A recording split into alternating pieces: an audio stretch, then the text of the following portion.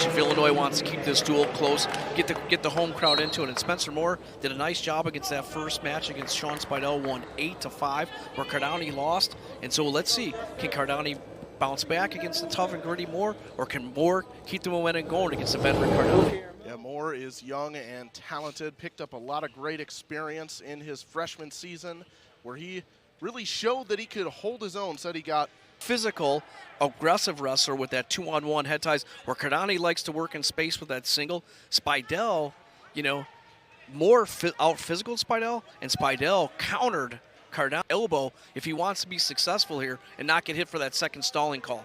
Yeah, Moore is truly lightning in a bottle in his 11 matches in his redshirt year. Last year, 5 times he won with bonus points. Looking to do something. Illinois, but all smiles, Tony Ramos, you know, giving that ring to Austin O'Connor. Just had wonderful things to say about Austin when I talked to him, and watch Austin grow up from coming from Illinois.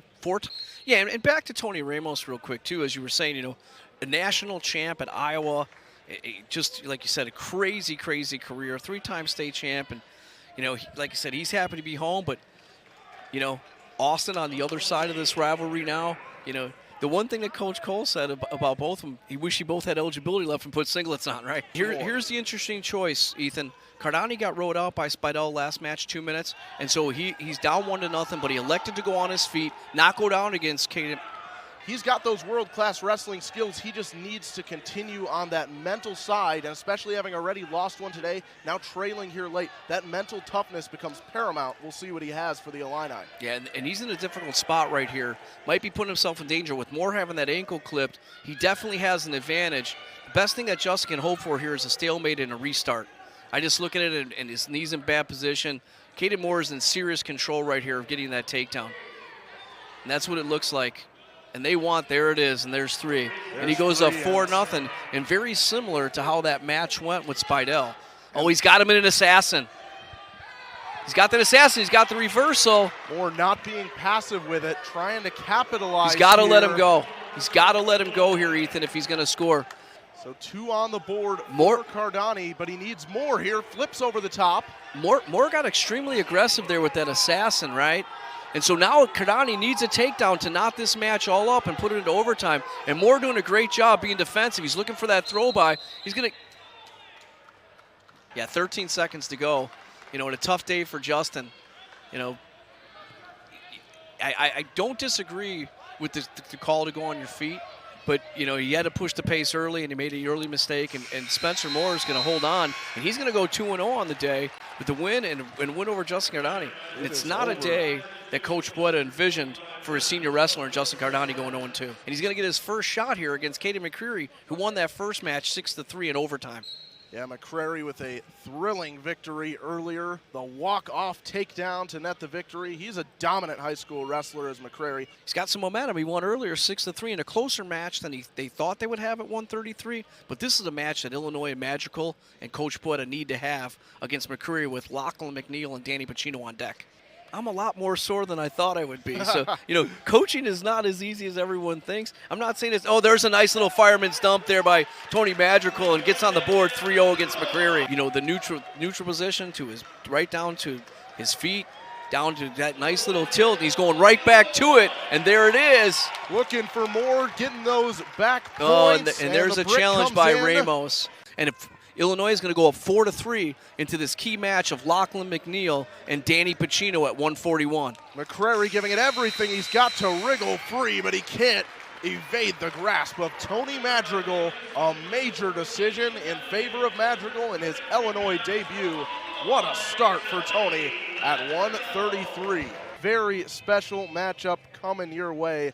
One of the very best in the business. Lachlan McNeil, number 3 in the country, going for UNC up against the talented Danny Pucino of Illinois. Yeah, Lachlan McNeil won earlier 9-2. He's 5-0 on the year. He's got 3 tech falls and now a pin. And this is where Danny was so good earlier in his victory. It was a little bit closer than we thought, but he's very good defensive here. He's in the splits. McNeil, you know, very good in this position as well. And, you know, let's see where they end up. Let's see if Danny uses this to his advantage on the edge of the mat. McNeil's trying to score that takedown, and they're going to give it to him, and it's going to be 3-0. McNeil, nice work there as he continued what we call chain wrestling. He's got a terrific advantage in terms of that riding time, nearly 100 seconds stacked up And a 3-0 edge here on the talented Danny Pucino. Pucino now working from the top as McNeil slips away and adds another tally. It's 4-0. How aggressively does Pucino pursue those takedowns here? He's only 2 takedowns away from having the edge here, but we've seen the perils of him getting a little too aggressive with it, ending up flat on his back and losing via the fall. So we'll see how aggressive Pucino is. You know, Ramos, I'm surprised Ramos and Cole aren't off their seats here asking for another takedown from, you know, from their stud McNeil. Now he's in on it. Let's see if he can get it.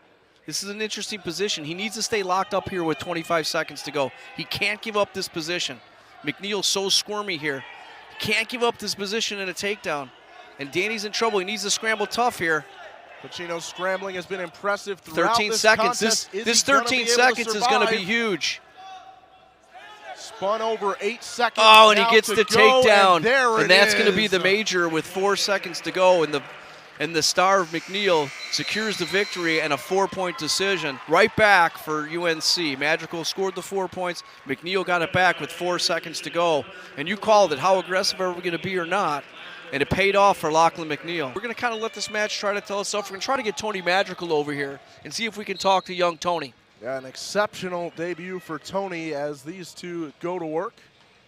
Jake Harrier held that position down for a while, but he struggled a little bit, was on and off. He gave it everything he had.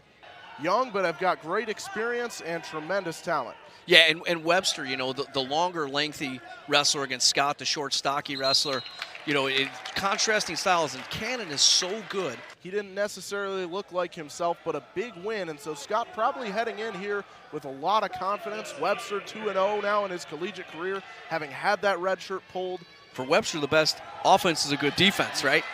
So, you know, Kannon pushing the pace, and there it is. He gives him one on the stalling, and, you know, might be a little home cooking here. Kannon has a lot of time here, 44 seconds, and this is a crucial takedown in this match. And there, he's around the waist, and he's in control.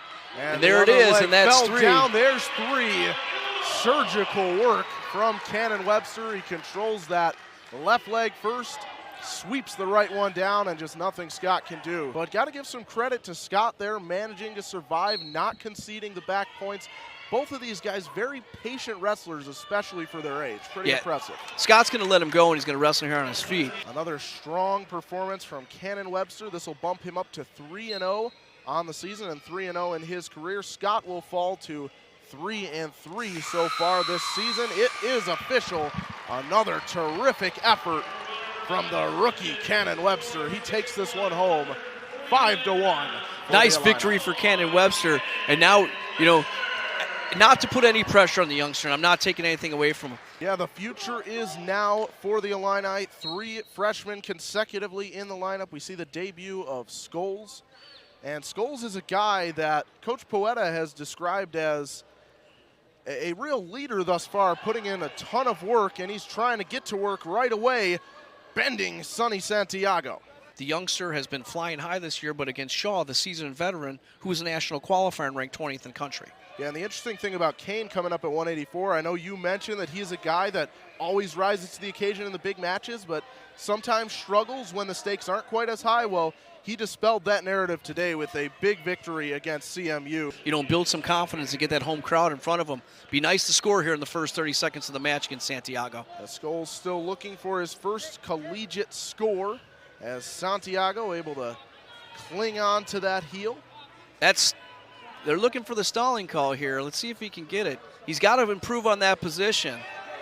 Warning red, and that's exactly what I was saying. He's just holding on, and he lets him go. You know, and not let Santiago be on the attack. Santiago, there it is, just as I was saying, that redirect single, and he's got that far waist, and he's in great shape here. He's gonna get 3 eventually. He's in great shape, and there it is. 4-0.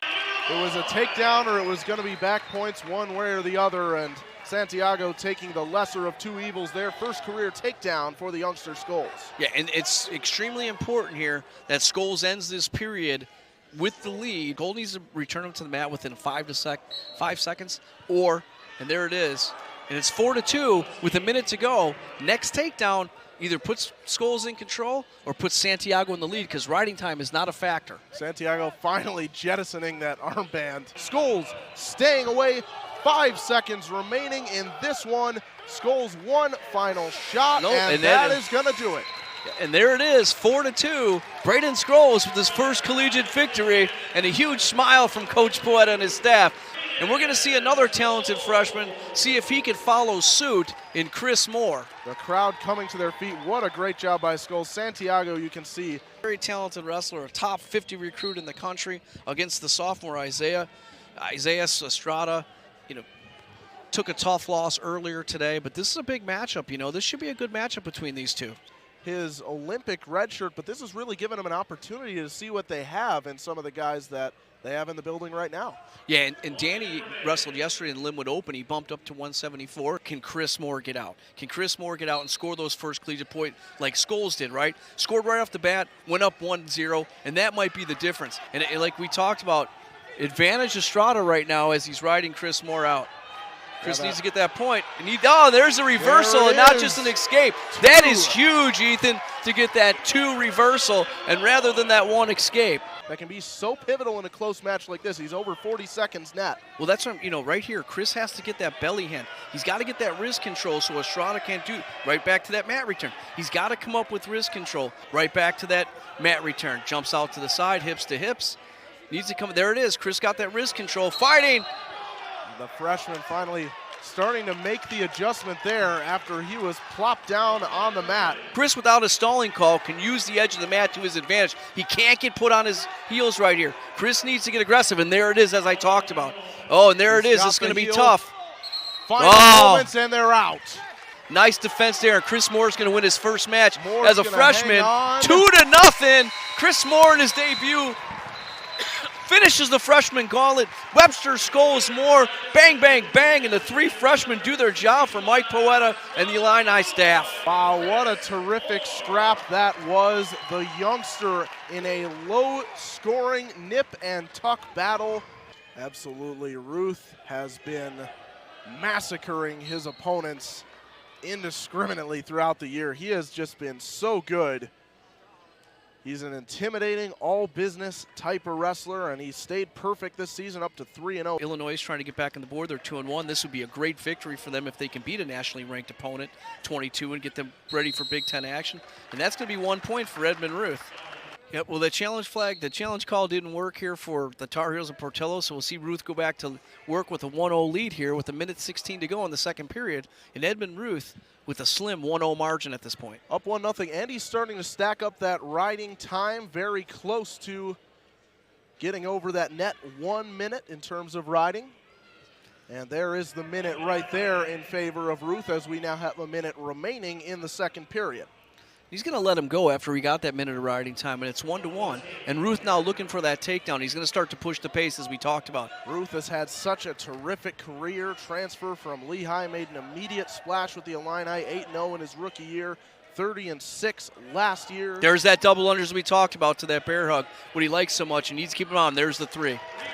And he is on the board with that first takedown. Edmond Ruth. They took 2 more seconds off the clock, and that might be crucial. You never know. Right, because he wants that extra couple seconds of riding time. He wants that point to come off. He wants the clock to continue to run in their favor. It's like I said, a little gamesmanship. And right off the bat, Ruth is out. And this is where Edmond needs to keep his composure. He's looking to push the pace. He's a little frustrated right now that the score is only 5-1. And he's gonna get a point there. And Portella just doing whatever there it is. He's got that single. He's got and he again. Lost it. He's going right back at it. Ruth there it is, and a nice job by the veteran Ruth. Ruth worked so much on those leg attacks and keeping that attacking rate up all summer long, and you see it pay off in a huge moment there. 9-1 in his favor, plus the riding time secured, and that is going to do it. Mission accomplished for Edmond Ruth. A terrific scrap, impressive work from the rookie Portella, but ultimately Ruth is inevitable. Yeah, 10-1 there, and that's a team takedown there for the end. Not just an Edmond Ruth takedown, but a team takedown there to get that 4 points.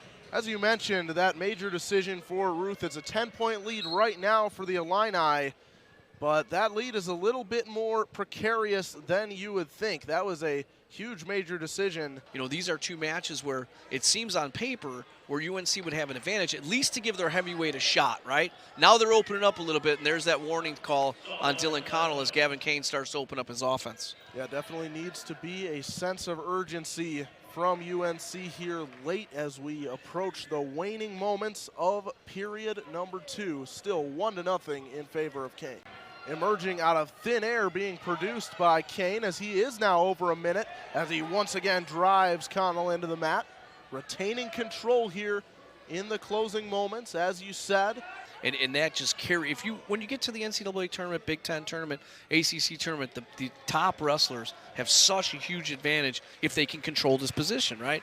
You see how it was a 0-0 match in the first period, and then right here, all he did was get an escape, and he rode him for 2 minutes. Nothing fancy, but it was dominating. And that is exactly what Kane did. He rides him out to secure that victory. Let's see if Pettigrew can keep it going here against a very, very tough veteran in Max Shaw. I think what's fun about this one is you've got two dudes that have been around the block a little bit. They've logged some experience. Pettigrew's got that left arm on the wrist. Now he does not. Nice defense by Isaiah Pettigrew.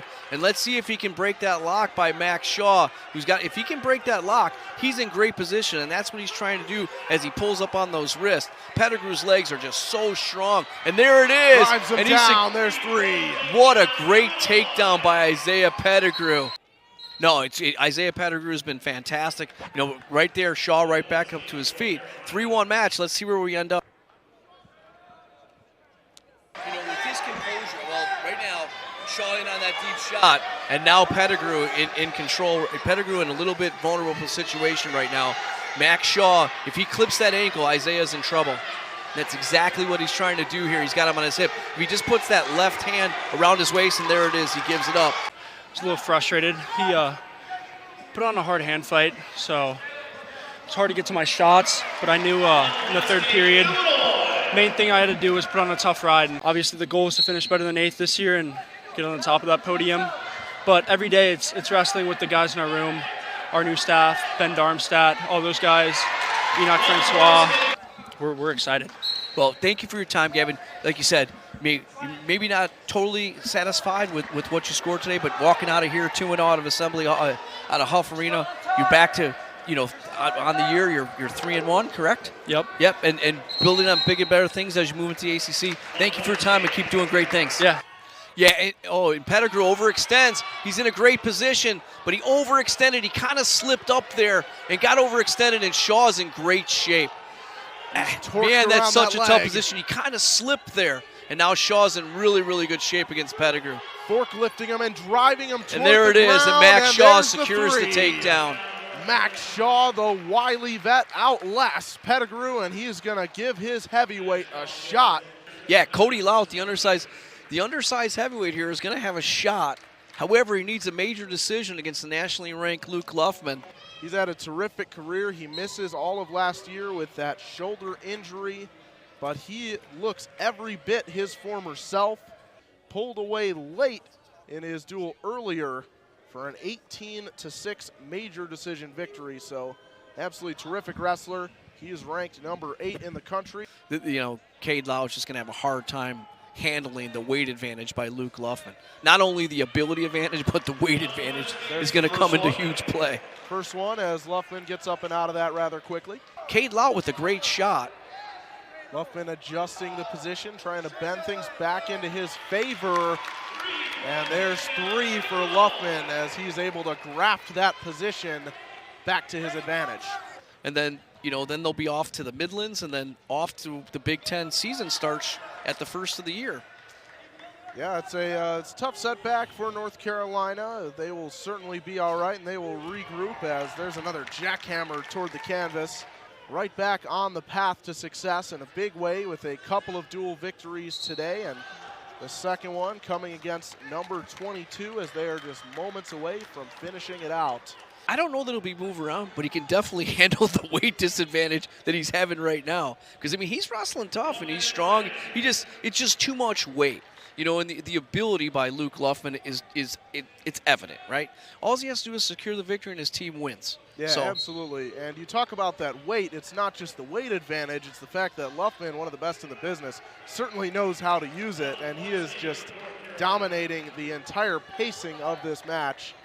20-13 over UNC, and take that record, as you said, Ethan, to 3-1 as they head into Thanksgiving break and Christmas. But there's another takedown by Luffman to make it 7-2. It'll be 8-2. So, and there's the victory for Illinois. Luffman closes it out, and the Illini are on top. Luke Luffman finishing the deed. What a terrific exhibition for the sport of college wrestling this was today.